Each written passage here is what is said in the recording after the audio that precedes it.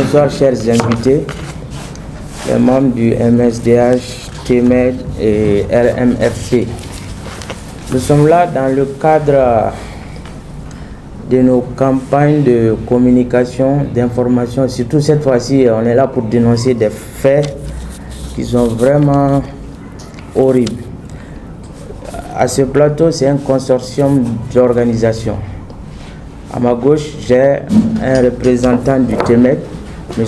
Soumaguel Oyayit.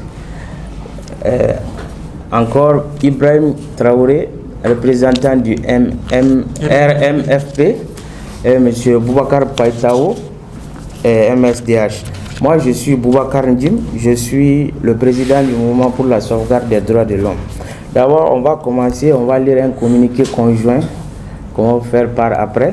Ensuite, on va un peu vous expliquer les faits qui se sont déroulés dans la nuit du 1er septembre.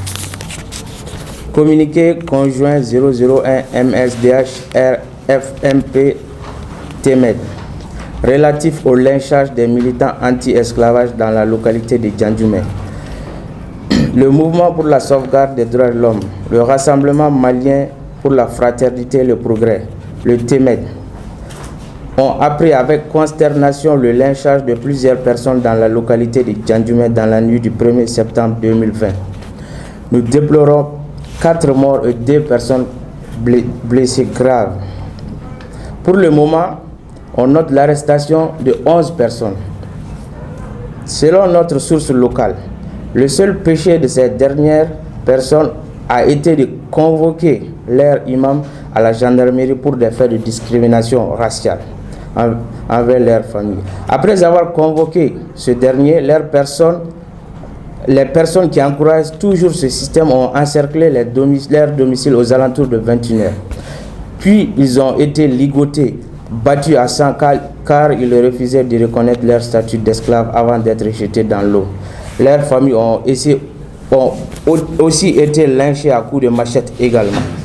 Parmi ces personnes lâchement lynchées, nous retrouvons Muntaka Diarisso, un vieux de 69 ans qui a été battu à sang en juin 2018, dont ses bourreaux ont été condamnés à une peine de 12 mois avec sursis sans être placés sous mandat. Même une seconde, qui n'a reçu aucune protection judiciaire après ces événements. Les 3 autres victimes sont M. Youssouf Sissoko, M. Ahmed Sissoko, M. Moussa Sissoko. Le mouvement pour la sauvegarde des droits de l'homme, le Rassemblement malien pour la fraternité et le progrès et le TMED ne sont pas surpris de ces crimes indescriptibles, car depuis un certain moment, nous avons multiplié les campagnes de communication, d'information et de dénonciation de ces pratiques horribles dans la région de Kaï, surtout en milieu soninké, aux autorités nationales et aux organismes internationaux. Le mouvement pour la sauvegarde des droits de l'homme, le Rassemblement malien pour la fraternité et le progrès, le TMED condamne avec la dernière énergie ces graves atteintes à la vie humaine. Je rappelle que toute la lumière sera faite afin de situer toutes les responsabilités. À cet effet, le MSDH, le RMFP, le TMED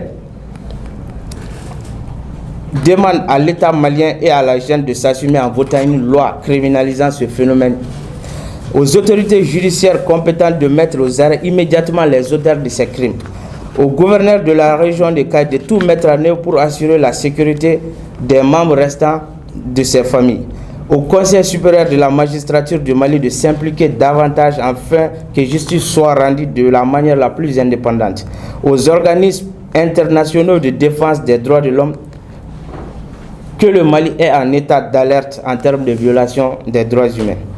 Le mouvement pour la sauvegarde des droits de l'homme, le Rassemblement malien pour la fraternité et le progrès et le TMED présente ses condoléances les plus attristées aux familles des défunts et réaffirme leur ferme volonté de vaincre l'impunité et l'injustice sociale.